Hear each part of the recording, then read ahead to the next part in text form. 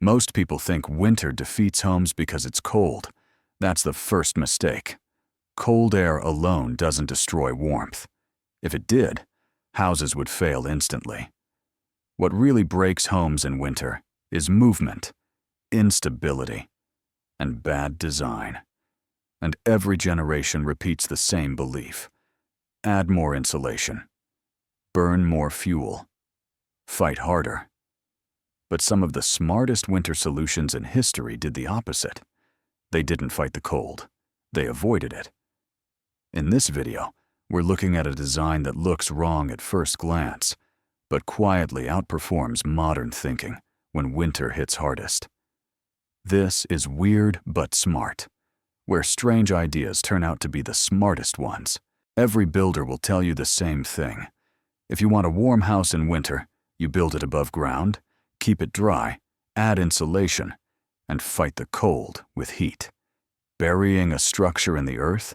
That's what causes damp walls, frozen floors, mold, and structural failure. At least that's what everyone believes. Because by modern logic, this thing should be a disaster. A low, box-shaped shelter pushed into frozen soil, no visible insulation, no thick walls stacked with modern materials, no roaring furnace blasting hot air against the cold. In temperatures dropping to 30 degrees Celsius, this structure should feel like a refrigerator. And yet, it doesn't. People step inside expecting cold, and instead feel something deeply unsettling to their assumptions. Stable warmth. Not the harsh, artificial heat of a heater struggling to survive, but a quiet, steady warmth that doesn't fluctuate. The kind that doesn't rush to escape when the door opens. The kind that feels more like a cave than a house. That's when the doubt begins. Because if this earth box works, then something we've believed about winter, housing, and heat is wrong. Here's the uncomfortable truth most modern design avoids. Cold doesn't destroy homes. Wind does. Temperature swings do. And fast heat loss does. The earth box doesn't try to overpower winter. It doesn't fight the air outside. It simply refuses to play that game. Instead of exposing walls to wind, it presses them into the ground. Instead of radiating heat into the open sky, it shares heat with soil that barely changes temperature at all. A few feet underground, the earth ignores blizzards. It ignores wind chill. It ignores sudden drops to 30 degrees Celsius. Down there, temperatures stay calm, slow, and stubbornly stable. And that stability is the real secret.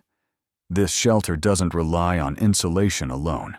It relies on thermal mass, the same principle that makes caves warm in winter and cool in summer. The surrounding soil absorbs heat when it's available and releases it slowly over time, smoothing out the violent temperature swings happening above ground. Which raises a question no one likes asking. If the ground is warmer than winter air, if it blocks wind completely, and if it stabilizes temperature naturally, why do we keep building houses that are fully exposed to everything winter does best? That question makes people uncomfortable because it suggests that modern building didn't forget how to stay warm because it lacked technology. It forgot because it stopped listening to physics. And once you understand that, the earth box stops looking primitive. It starts looking inevitable. Most people think winter defeats houses because it's cold. That's the first lie. Cold air by itself is not the real enemy. If it were, houses in calm, still conditions would fail instantly. But they don't. What actually destroys warmth is movement and instability. There are 3 lies modern building quietly teaches everyone. Lie for order 1. Thicker insulation always means warmer homes. Insulation only slows heat loss. It does nothing to stop temperature swings. A well-insulated house can still feel brutally cold if heat escapes faster than it's replenished. Lie number 2. Heat loss is mostly about walls and roofs. In reality, wind-driven convection strips heat faster than conduction ever could. Moving air pulls warmth straight off surfaces, turning even thick walls into liabilities. Lie number 3. Warmth comes from adding more energy. This is the most expensive mistake. Burning more fuel doesn't solve instability. It just fights symptoms instead of causes. The earth box breaks all 3 lies at once. By burying the structure, it eliminates wind entirely. No drafts, no pressure differences, no convective stripping. The biggest source of heat loss simply disappears. Then comes stability. Instead of thin walls that heat up and cool down rapidly, the shelter relies on mass. Soil, stone, and earth don't change temperature quickly. They absorb heat slowly and release it even slower. This turns the shelter into a thermal buffer instead of a thermal sieve. Here's the key insight most people miss. Winter doesn't punish cold buildings. It punishes unstable ones. The earth box isn't warm because it's sealed tight. It's warm because it refuses to change quickly. And that single idea explains more about winter survival than most insulation manuals ever will. Thermal mass sounds technical, but the idea is simple. It means using heavy materials to store heat over time, not insulation. Storage. Modern homes are built light. Thin walls, hollow cavities, materials designed to heat quickly and cool quickly. That's great for speed, terrible for winter. The earth box does the opposite. Every surrounding ton of soil becomes a heat reservoir.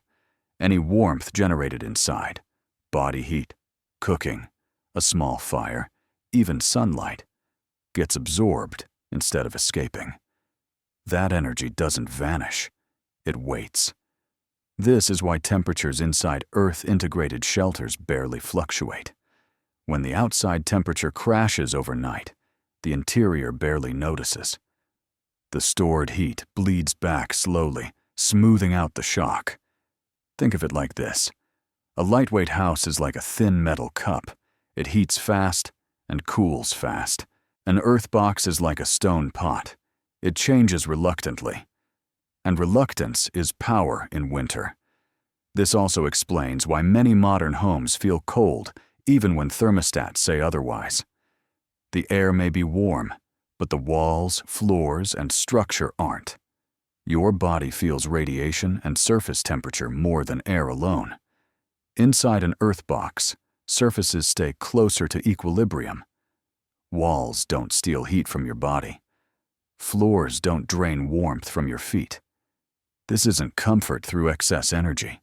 It's comfort through thermal intelligence. And once people understand this, they stop asking, "How do I add more heat?" They start asking the better question. How do I stop losing it so fast? People who enter an earth box during extreme cold often say the same thing. It feels quiet. Not just acoustically, but thermally. There's no blast of hot air, no icy corners, no dramatic difference between rooms. The environment feels steady, predictable, almost indifferent to the storm outside. That calm comes from eliminating extremes. Above-ground homes are constantly correcting themselves, heating up, cooling down, reheating, overcorrecting. This creates stress on materials, moisture cycles, condensation, and discomfort. The earth box avoids that chaos. By staying close to ground temperature, it operates inside a narrow thermal range. Moisture behaves more predictably. Condensation is reduced. Materials last longer. Mold becomes less likely when ventilation is handled correctly. Snow becomes insulation instead of a threat. Cold becomes background noise instead of a crisis. This is why similar principles appear across cultures that endured harsh winters, whether through earth-bermed homes, thick stone shelters, sod houses, or semi-underground dwellings. Different designs, same physics. And physics doesn't care about trends, which leads to a realization that unsettles many modern builders. We didn't replace old methods because they failed. We replaced them because fuel became cheap and speed became king. The earth box was never obsolete. It was simply inconvenient for an age obsessed with convenience. The most important thing the Earth box teaches has nothing to do with dirt, insulation, or construction. It teaches how to think about winter. Winter is not an enemy to overpower. It's a condition to design around. And the most successful solutions don't look impressive, they look inevitable. The Earth box doesn't shout intelligence, it whispers it. It shows that stability beats strength, that slow systems outperform fast ones in extreme environments, that mass and patience can outperform machines. You don't need to live underground to apply this lesson. You can block wind before it hits walls. You can add mass where heat already exists. You can design buffers instead of barriers. You can value equilibrium over output. These principles apply to cabins, homes, shelters, and even how we think about energy itself. The Earth box feels strange because it exposes a flaw in modern thinking. We've been solving the wrong problem. Instead of asking how to generate more heat, we should have been asking how to stop provoking winter into taking it away. Once you see that, this strange box in the ground stops looking primitive. It starts looking like one of the smartest winter designs humans ever stumbled upon. And maybe that's why it keeps resurfacing. Quietly, stubbornly, every time winter reminds us who's really in charge.